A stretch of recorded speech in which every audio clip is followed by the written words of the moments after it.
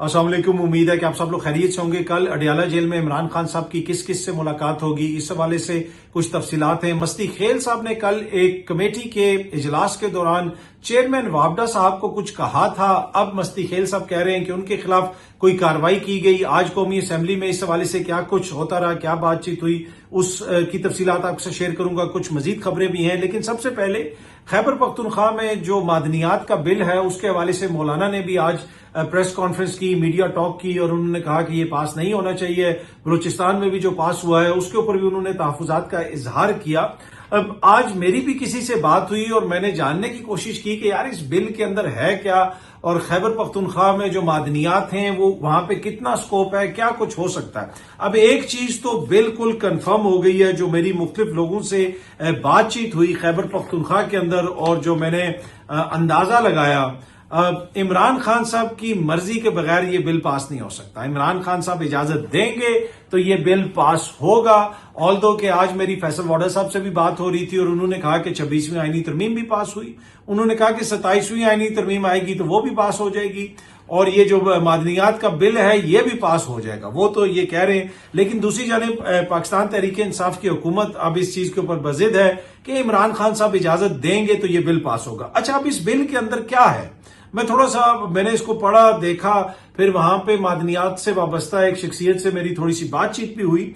इसके अंदर जो पहली चीज है, शुरू में जहां पे वेयर एज समथिंग लिखा हुआ है, पहला पैराग्राफ उसको कह लें कि उसमें लिखा हुआ है कि ये बिल पास होगा जिस तरह दीगर सूबों का भी जिक्र है। तो उससे ये तासुर मिलता है कि ये जैसे वफाक ने ये बिल भेजा हुआ है और वो हर जगह पे इस बिल को पास करवा रहे।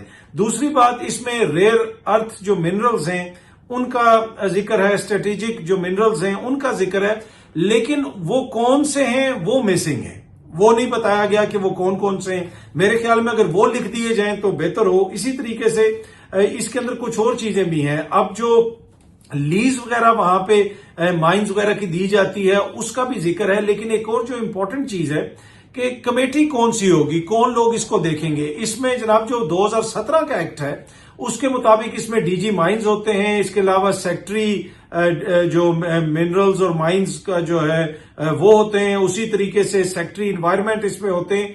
लेकिन इस कमेटी के अंदर 2017 का जो एक्ट है कोई सियासी शख्सियत नहीं होती। अब ये जो नया बिल आया है इसमें लॉ एंड फाइनेंस के जो सेक्रेटरी साहबान है उनको भी शामिल किया जाएगा और उसके साथ साथ पॉलिटिशियंस को भी शामिल किया जाएगा। अब इसमें 5 वजीर होंगे और 5 ब्यूरोक्रेट्स होंगे। अच्छा, एक चीज इसके अंदर ऐसी है जिसके ऊपर एतराज हो सकता है यहां पे, वो ये है कि फेडरल जो मिनरल्स विंग है उसका एक बंदा भी इसका मेंबर होगा बाय इन्विटेशन, और वो जो बंदा है वो बंदा जनाब डीजी मिनरल्स को डायरेक्ट रिकमेंडेशन भी दे सकेगा, यानी वफाक की वहां पे डायरेक्ट एक तरह से इन्वॉल्वमेंट हो सकती है।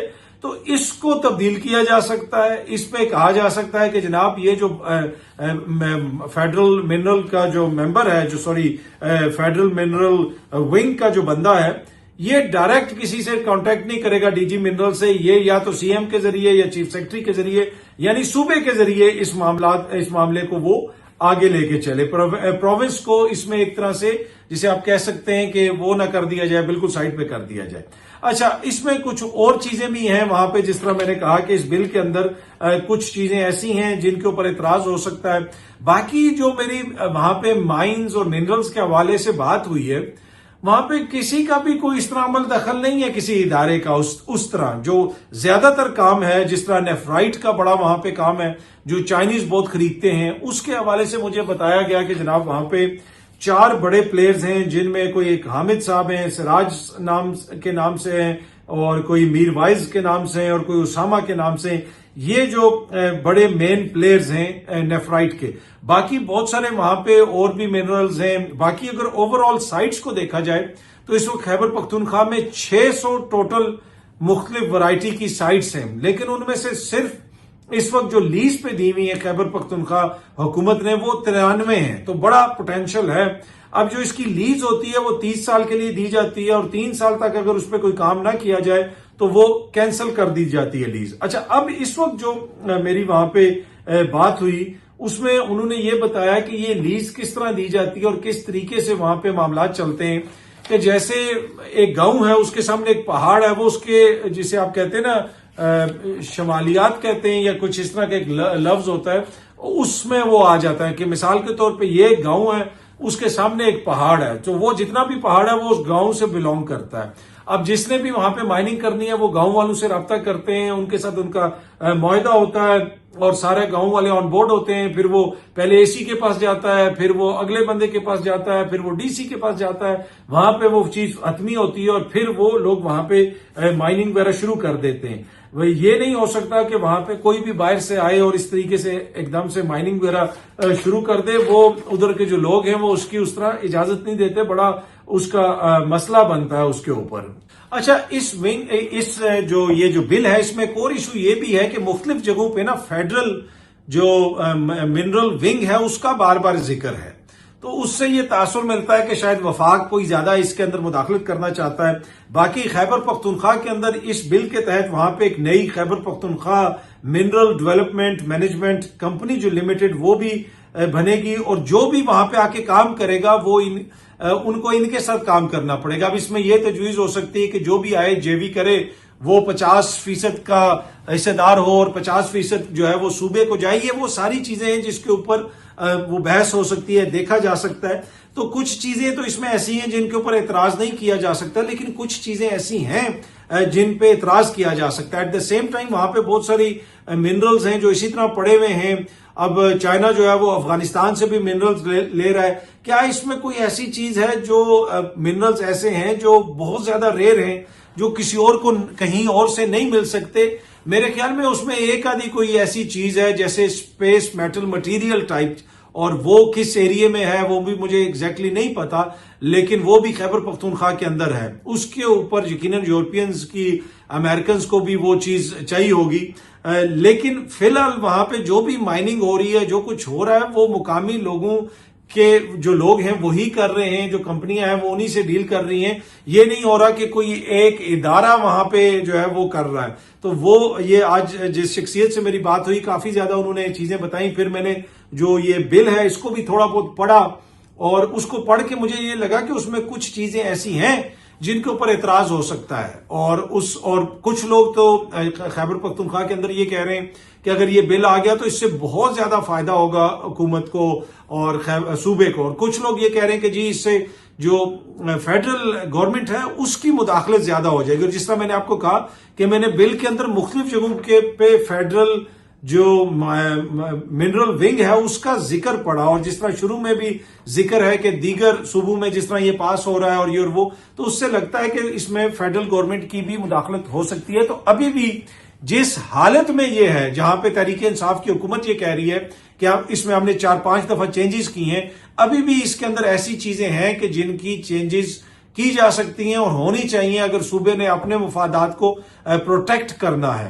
तो अब देखते हैं जनाब ये पास होता है या किस तरह आगे क्या इसका मामला चलता है। लेकिन एक बात तो कंफर्म है कि खान साहब को राजी करना पड़ेगा, खान साहब इजाजत देंगे तो ये पास होगा। बाकी जो भी वहां पे 5 एकड़ तक माइनिंग के लिए कोई इस तरह की चीज जमीन लीज पे लेगा, उसको 50 करोड़ रुपया वहां पे खर्च करना पड़ेगा और काफी सारी इसकी तफसीलात हैं। तो बहुत सारी चीजें इसमें अनरीजनेबल नहीं है, बहुत सारी एक फिर हाइप भी क्रिएट हो जाती है। लेकिन एंड ऑफ द डे ये एक सूबाई सब्जेक्ट है, इसमें वफाक की जो इंटरेस्ट है उसकी वजह से भी सस्पिशन होता है। और अब जो भी हतमी फैसला होगा वो तो खान साहब की मर्जी से ही होगा। अच्छा, कुछ दीगर खबरें भी आपके साथ शेयर करनी है, बड़ी इंपॉर्टेंट खबरें हैं।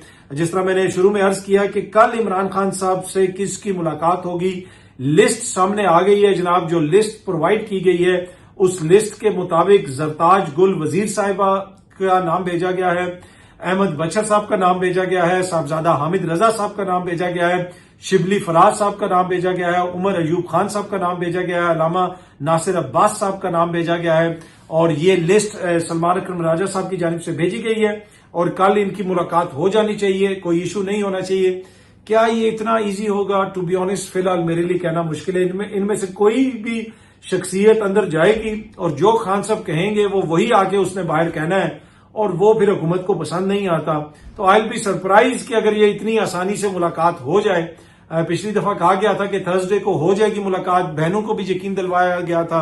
अब कल तक हमें इंतजार करना पड़ेगा। फिलहाल मेरे लिए ये कहना कि ये मुलाकात आसानी से हो जाएगी मुझे इतनी आसानी से ये मुलाकात होती हुई नजर नहीं आ रही, लेकिन एनीवे हो सकता है कि कल मुलाकात हो जाए। और इन शख्सियात के नाम है तो अब देखते हैं कि जनाब कल खान साहब की किससे मुलाकात होती है।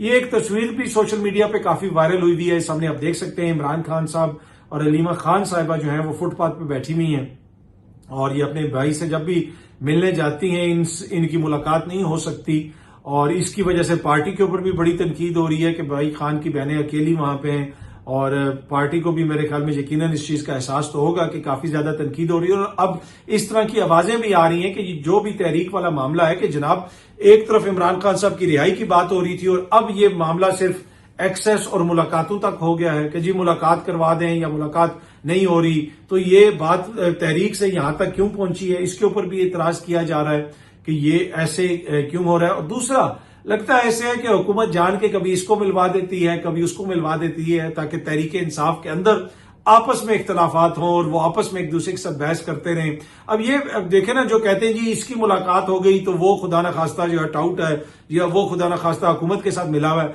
वो इसका नाम वो मान रहे हैं और इसका नाम वो नहीं मान रहे। आप इधर से अंदाजा लगाएं, वो तो खान साहब की दो बहनों का उन्होंने कहा कि जी ये दो बहनें अंदर चली जाएं, तीसरी बहन ना जाए। तो अब क्या खुदा ना खास्ता कोई खान साहब की जो दो बहनें हैं वो कोई हुकूमत के साथ वन पेज पे हैं? ऐसी तो कतन कोई बात नहीं है। लेकिन बड़ी सोफेस्टिकेटेडली हुकूमत जो है वो सियासी चालें गेम्स खेल रही है और वो काफी हद तक कामयाब भी हो रही है। तहरीक इंसाफ के लोगों के आपस में भी इख्तलाफात को उभारा जा रहा है। अच्छा, गुज़िश्ता रोज कौमी असेंबली की जो पब्लिक अकाउंट कमेटी है उसमें जनाब चेयरमैन वापडा साहब आए थे और उनसे मस्ती खेल साहब ने कुछ सवालात किए। उन्होंने कहा जी वापडा में जनरल क्यों होता है, और जो है उस पे वहां पे जनरल साहब ने उनको कहा भी कि जनाब मेरी तो यहाँ पे मेरिट पे तैनाती हुई है। वो रिटायर्ड जनरल साहब हैं, उन्होंने ये कहा कि मैं तो मेरिट पे यहाँ पे बैठा हूं, ऐसी बात नहीं होनी चाहिए। लेकिन अब ये खबर आ रही है जी कि जो पब्लिक अकाउंट कमेटी के अरकान हैं उन्होंने एहतजाज किया है क्योंकि सनाउल्लाह मस्ती खेल साहब के खिलाफ कार्रवाई की गई है। इजलास मुनक्कद करने से उन्होंने इनकार भी किया। एक्सप्रेस न्यूज के मुताबिक जनाब चेयरमैन जुनैद अकबर साहब जो हैं पीएसी के, उनकी सदारत में इजलास शुरू हुआ तो कमेटी के अरकान ने रुकन सनाउल्लाह मस्ती खेल के खिलाफ कार्रवाइयों पर शदीद एहतजाज करते हुए इजलास मुनक्कद करने से इनकार कर दिया। रिपोर्ट के मुताबिक कौमी असेंबली की पब्लिक अकाउंट कमेटी का इजलास ऑडिट एतराजात का जायजा लिए बगैर ही खत्म कर दिया गया। चेयरमैन पीएसी जुनैद अकबर खान ने कहा कि कल पाकिस्तान तहरीक इंसाफ से ताल्लुक रखने वाले रुकने कौमी असेंबली सनाउल्लाह मस्ती खेल ने पूछा था कि वापडा में जर्नल क्यों होता है। शायद वो किसी को अच्छा नहीं लगा। उनके मीटर्स और ट्रांसफार्मर उतार लिए गए हैं उनके और उनकी फैमिली के मुबैना तौर पे ये वहां पे क्लेम किया गया। इस तरह का रवैया जो है मेरा नहीं ख्याल कि ऐसे रवैये के अंदर हम इस मीटिंग को जारी रख सकते हैं। तो ये एक्सप्रेस न्यूज भी रिपोर्ट कर रहा है, इलेक्ट्रॉनिक मीडिया में 365 न्यूज पे देख रहा था वो भी इसको रिपोर्ट कर रहे हैं। तो जनाब सनाउल्लाह मस्ती खेल साहब ने मुबैना तौर पे वहां पे चेयरमैन वापडा से जो बातें की वो शायद उनको अच्छी नहीं लगी और मुबैना तौर पे फिर उनके खिलाफ कार्रवाई की गई है। ये क्लेम किया जा रहा है अरकान असेंबली की जानिब से, पब्लिक अकाउंट कमेटी के अरकान की जानिब से, और फिर सनाउल्लाह मस्ती खेल साहब के कोई ट्रांसफार्मर भी उतारे गए हैं और कोई मीटर वगैरह भी उतारे गए हैं। अब देखते हैं जनाब कि ये मामला आगे किस तरफ जाता है। दूसरी तरफ बलोचिस्तान के अंदर अख्तर मैंगल साहब ने अपना धरना खत्म करने का ऐलान किया और अब वो ये कह रहे हैं कि वो मुख्तलिफ जगहों के ऊपर प्रोटेस्ट करेंगे, एहतजाज की एक तहरीक चलाएंगे जिसमें मुख्तलिफ जगहों के ऊपर एहतजाज किया जाएगा। पाकिस्तान तहरीक इंसाफ के खैबर पख्तूनख्वा से ताल्लुक रखने वाले महमूद खान साहब जो चीफ मिनिस्टर थे, उन्होंने कहा कि पीटीआई की तमाम लीडरशिप जो है वो कॉम्प्रोमाइज्ड है।